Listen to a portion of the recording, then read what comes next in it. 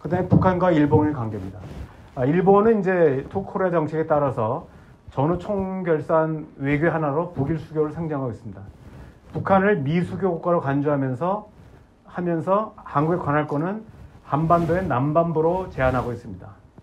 그래서 제1조총련 본부가 사실상 북한 당국의 조선 대표부 역할을 담당하고 있습니다. 실제로 북일 교섭을 여러 차례 시도했는데 일본이 뒤통수를 때리는 바람에 사실상 북한 애들이 순진하게 당했다가 결과적으로 이제 끊임없이 일본이 이제 북일 수교 또는 교류의 전제로서 납치자 문제를 제기했죠. 이 과정들에 대해서는 제가 시민언론 민들레에게 보면은 비슷한 표현을 중간 제목입니다는 북일 수교 교섭 잔혹사라고 했는데 이거는 계속 주로 이제 내용을 보면은 북한이 순진하게도 일본한테 계속 외교로 뒤통수 맞는 과정들이 있습니다. 이거는 이제 제가 이거를 주로 연구한 건 아니고 서울대 남기정 교수가 이 부분을 연기해가지고 제가 이제 질문했는데 알려줘서 제가 책을 사서 이 부분을 이제 정리한 바가 있습니다. 제일 총리된 탄압과 조선학교 문제. 제가 일본에 이제 좀 있었기 때문에 이 보면은 제가 그 예전에 이제 도쿄에 있을 때 보면 일본의 그 청년계 학생들이 바로 요 옷입니다. 이렇게 왜 저 옷을 입는지 잘 모르겠는데 저 옷을 입고 등교하는 거 왔는데 그때 이제 마침 이제 그 북일 관계가 나빠져가지고 여학생 치마를 일본 학생들이 칼로 찢거나 이런 사태가 났을 때인데 저는 약간 눈물이 울컥하더라고요.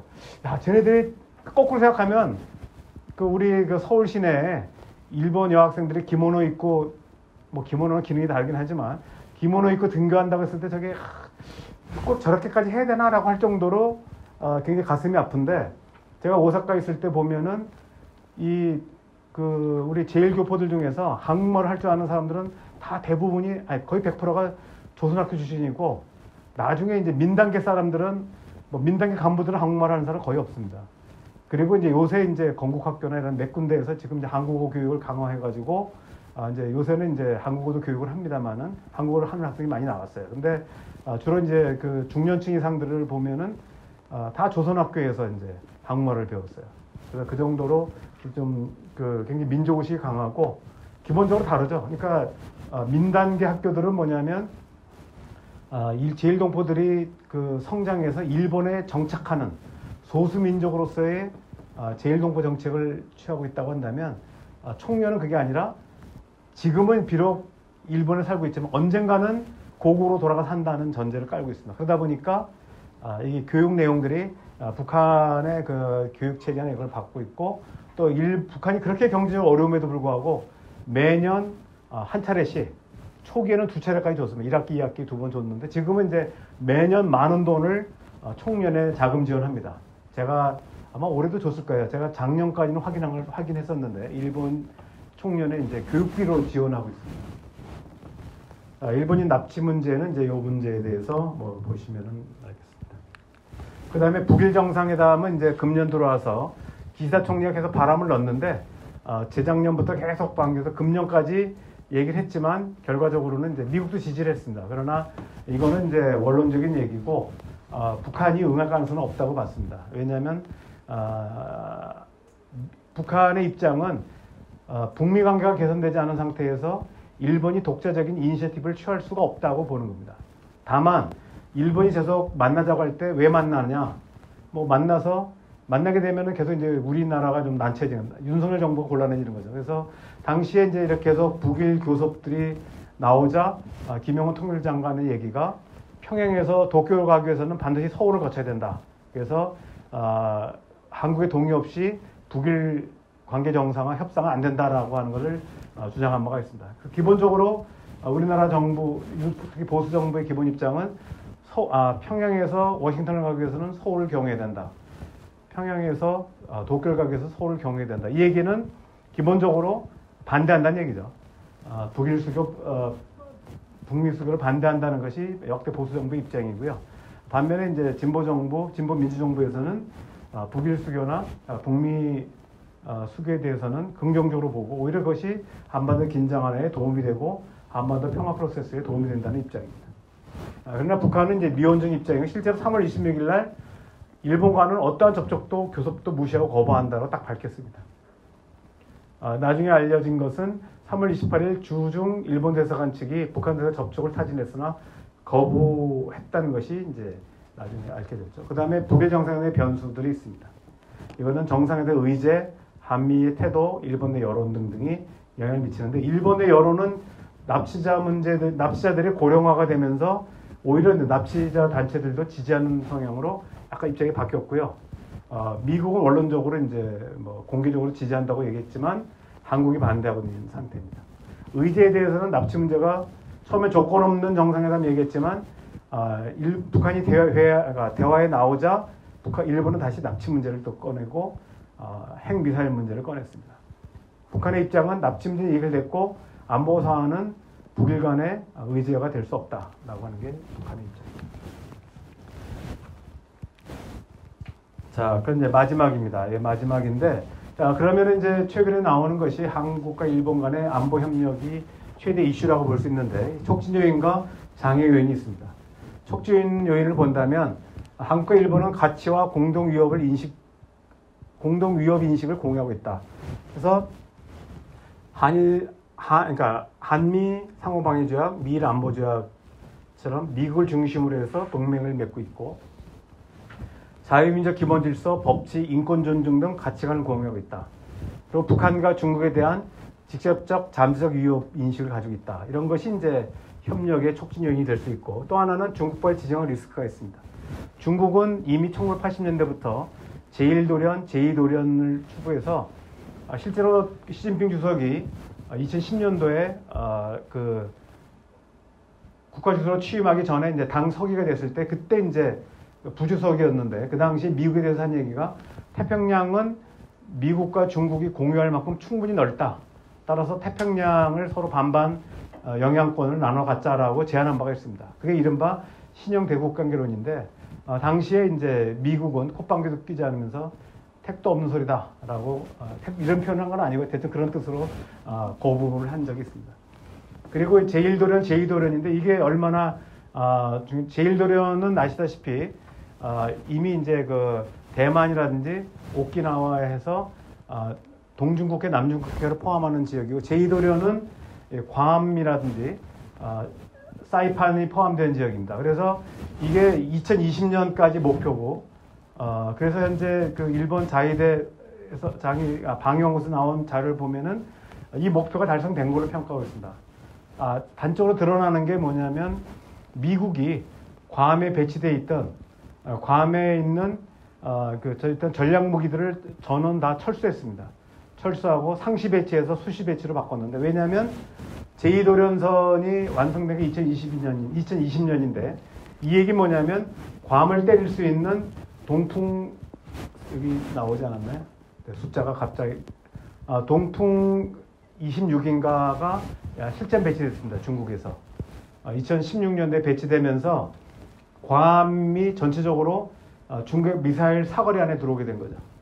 그러다 보니까 이제 미국이 거기다가 전략무기 잔뜩 갖다 놨다가 한 번에 다 깨질 수 있으니까 이거를 이제 일단 본토로 이전한 뒤에 2020년입니다. 그게 수시 배치로 지금 바뀌어서, 수시 배치로 하게 되면 이제 일괄적인 이제 폭격이 불가능해지는 거죠. 그 이후에 이제 미국이 이른바 제2도련선을 견제하면서 해상 교통로를 자유항행을 이제 주장하기 시작한 거죠. 그 다음에 단중기적으로는 북한의 핵미사일 위협에 대해서 한국과 일본이 안보 협력의 가능성이 있다. 뭐 이런 얘기입니다. 그 다음에 안보 장애 요인은 역시 이제 과거사 문제입니다. 식민지 불법성을 아직도 인정하지 않습니다. 일본은 기본적으로 식민지 피해에 대해서는 사과하지만 그럼에도 불구하고 식민지 지배는 합법적으로 이루어졌다라고 하는 게 일본의 주장입니다. 아직도. 일본 위안부 문제, 강제동원 피해자 문제 이런 것이 다 관련된 거고, 그래서 2018년 10월에 있었던 대법원 판결에 대해서 일본이 강력하게 반발한 이유는 대법원 판결문에 보면은 실제로 강제동원 피해자가 일본의 징집에서 의한 거였다면 어떻게, 징집은 뭡니까? 징집은 그 총동원법에 의해서 합법적인 겁니다. 일본은 뭐냐면 당시 조선인들이 일본 국민이었기 때문에 일본법에 의해서 총동원된 것, 이 총동원령에 의해서 총동원된 것은 마음은 아프지만 합법적이었다. 그래서 배상은 불가능하다라고 하는 거죠. 배상은 잘못한 것에 대한 대가를 내놓는 거죠. 보상은 뭡니까? 꼭 줘야 되는 건 아니지만 피해를 받았으니까 내가 보상금을 주는 거죠. 그러니까 전혀 다릅니다. 시혜적 의미가 있는 거죠.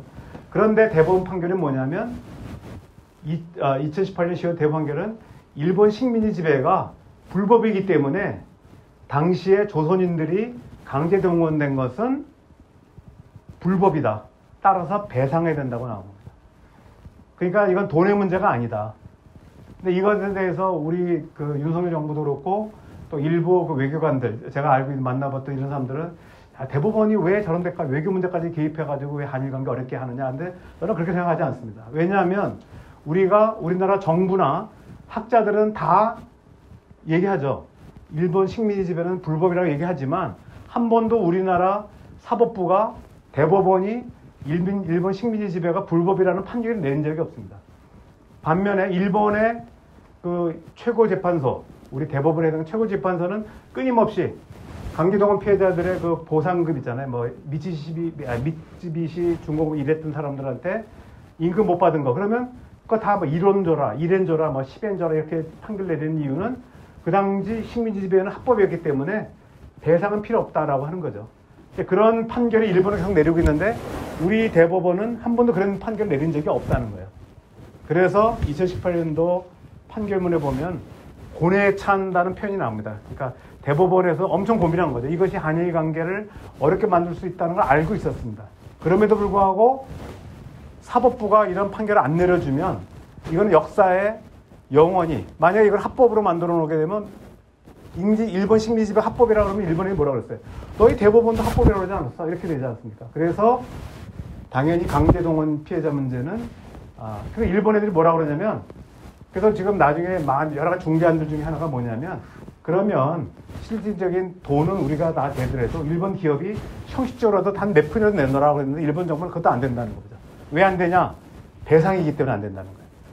돈의 문제가 아니라 일본 기업이나 일본 정부가 돈을 내놓으면 그 배상의 성격을 띠기 때문에 그렇게 되면은 강제동원 피해자 문제가 우리 대법원의 판결을, 그러니까 사실 식민지 지배가 불법이라는 걸 인정하는 게 되는 거죠.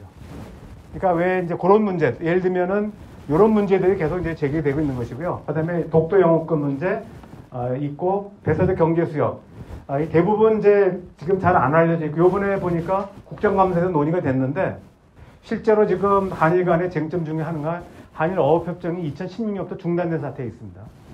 그런 문제들이 있고 중국 반발 이런 게 있습니다. 자, 이제 이게 하나 더 있네요. 아까 끝난 줄 알았더니. 독도에 대한 영유권 문제가 2005년부터 지금까지 계속되고 있고 북한의 영토 고권 문제. 요건 뭐 보기에 따라 다르지만 어쨌든 우리가 이제 이걸 계속 걸고 있는 거죠. 그 다음에 후쿠시마 방사능 오염수 방류 문제가 있고 그 다음에 이제 지금 나오는 게 제7광구 문제가 있죠. 제7광구가 2028년이 되면 이제 종료가 됩니다. 종료가 되는데 당시만 해도 이때는 대륙북 연장설에 의해서 우리가 유리한 입장이었는데 지금은 2016년, 그러니까 1984년도에 유엔 해양법이 통과되면서 중간선 이론이 이제 채택이 됩니다. 그래서 그렇게 되면은 사실 제7광구의 대부분은 일본으로 넘어가게 돼요. 그래서 우리 정부가 지속적으로 협상을 요구했는데 일본이 계속 회피하다가 바로 얼마 전에 한번 국장급 회의를 가졌습니다. 근데 이게 왜 그러냐면 내년 정도 되면 일본이 협상 종료를 선언할 수가 있어요. 시효는 2028년이지만. 근데 이게 저절로 일본께 되는 게 아니고요. 거꾸로 또 중국이 이게 또 자기네 거 주장하고 있거든요. 그래서 만약에 이게 그 제7광구 개발 문제 이 협정이 종료가 되더라도 이렇게 되면 한중일 3국 간의 분쟁 지역이 되어버립니다. 그러니까 일본이 이제 그러다 보니까 오히려 한국이 중국하고 손을 잡을 위험성이 있다고 판단해서 그리고 왜냐면 일본이 계속 협상을 거부했거든요. 그렇기 때문에 이제 이번에 일본이 내년도 종료를 앞두고 명분 축적이라고 보는데 어쨌든 처음으로 응했습니다. 오랜만에 응해가지고 7광구 했는데 그 결과는 아직 보도가 되고 있지 않습니다.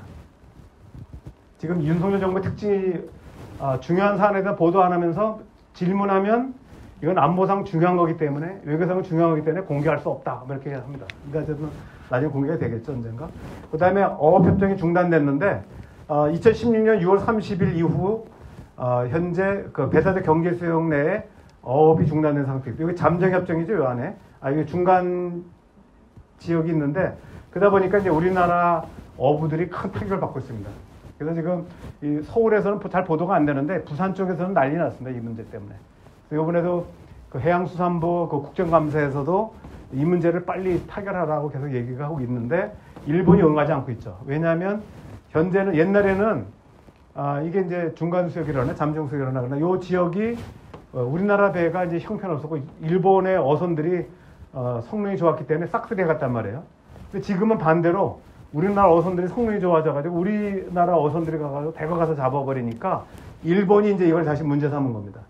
그래서 어업협정이 중단된 상태에서 이 중간수역에서 우리 어선들이 어업 조업을 할 수가 없어요. 현재는 못하고 있습니다. 그래서 큰 피해를 입고 있다 이렇게 되고 있습니다. 그래서 이런 것들이 크게 언론에 보도되지 않았지만 실광구는 요새 이제 최근에 언론에 보도된 것 같고 어업협정이 이제 사실 저는 계속 이 자료를 그 전부터 만들어 놨기 때문에 몇 가지는 어업협정 문제가 있는 걸 알았는데 최근에 국정감사에서 제기되고 있습니다. 자, 그러면 이상으로 해서 일본의 대외 전략과 투코레 정책에 대해서 살펴봤습니다.